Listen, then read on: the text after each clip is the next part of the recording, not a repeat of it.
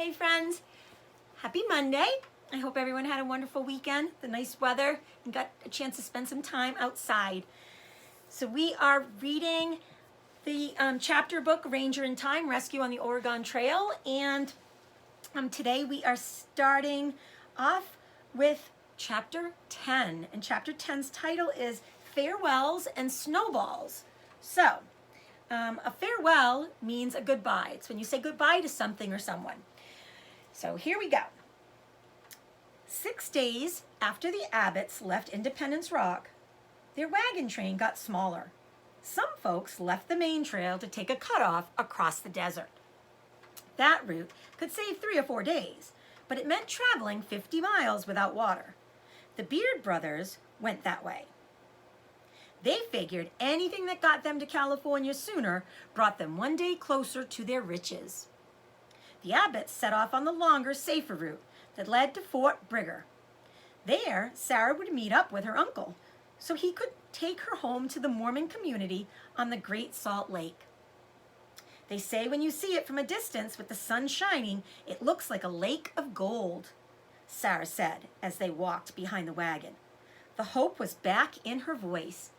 Ever since she found her uncle's name on Independence Rock and wrote hers below it, like maybe she could see a life for herself beside that sparkling lake, even though her parents were gone. When the Abbotts arrived at the fort, Ma started asking around for Sarah's uncle right away. It wasn't long before a man hurried up to the wagon. His clothing and hair were the color of the dry grass, but his eyes were bright green. He bent down and held out his arms. "Is this our Sarah?" Ma had wondered if Sarah would remember her uncle. She hadn't seen him in 4 years, but she did. "Uncle Aaron!" He wrapped Sarah in a hug that would have made any mama bear proud. When he finally let her go, both of their faces were streaked with tears. "We're going to take such good care of you. Aunt Helen's got your bed all made up. Martha, Elsa, Abram, and Mercy can't wait to see you again." Sarah smiled a little. At the campfire that night, she already seemed to be slipping away from the Abbotts and into the Clark family. She sat beside Uncle Aaron and listened to his stories about the big salty lake. In the morning, Sarah hugged all the Abbotts and thanked them for their kindness. Sam pulled the 3 quilt squares from his pocket and unfolded them. He chose the one with the apple tree and held it out to Sarah. "It's part of a friendship quilt my cousins made. You can keep it to remember me." "I'll always remember you, but thank you," Sarah said.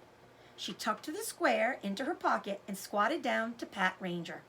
"I'm going to miss you, dog." Ranger nuzzled her hand.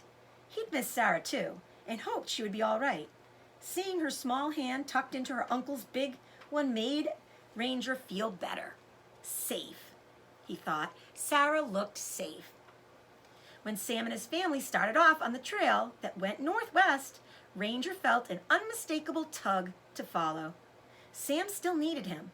The Abbotts still had a long, dangerous road ahead. The nights had been getting colder as they went west, into the mountains. One night, it began to snow not long after they made camp.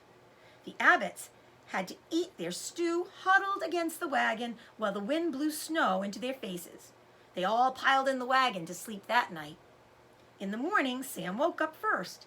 He waited outside in the snow-sparkling sunshine, hidden behind some brush and packing the snow into balls. When Lizzie climbed down, with her morning frown and her hair all tangled, he launched his attack. The first snowball missed. The second hit her in the shoulder and exploded into slushy bits. "Samuel George Abbott," Lizzie hollered. Sam thought she'd run to Ma and get him in trouble. Instead, she bent down, gathered up a big handful of snow, and charged towards Sam's hiding spot. He didn't have time to run. Lizzie had good aim. She pelted him in the chest, and they both laughed. Sam tossed a snowball in the air for Ranger, who jumped to catch it in his teeth. The snowball broke up and clumps got stuck in the fur on Ranger's chin. Sam laughed. "You look like you have a beard, dog." Lizzie went back to the wagon to get Amelia, and they all snowballed one another while Ma and Pa laughed. By late morning, the sun had melted the snow into slush, and it was time to set out again. In the days that followed, Sam saw more of the things he'd wondered about from his father's guidebook. There's a picture of them playing in the snow.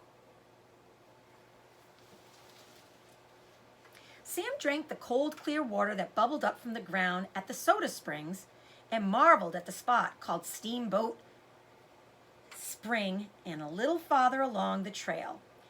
It was just as Mr. Palmer had described. It, a cone about 2.5 feet tall with a 6-inch hole on top. Every 10 seconds or so, water would come hissing and belching out the top. Sometimes it shot up higher than Sam was tall. One evening, when they made camp, the ground was covered in volcanic rocks, fragments as black as night and smooth as glass. Another night, the mosquitoes were so thick they swirled like flakes in a snowstorm. When Ma started making bread, so many got into her bowl, there was no way to pick them all out. She finally gave up and kneaded them into the dough. The bread that night was more black than white. As they continued west, Sam started to hear his parents arguing in the wagon at night. Though he didn't know why, Ranger heard it too. Ranger could sense fear in people's voices. He could smell it in the air, and with every passing mile, that scent grew stronger around Mrs. Abbott. Their next stop was called 3 Island Crossing. Something about it scared Ma a lot. And that is the end of chapter 10. And we will carry on tomorrow with chapter 11. And chapter 11 is entitled Dangerous Crossing. You friends have a great afternoon. Mr. DeJordy will see you tomorrow. Bye-bye.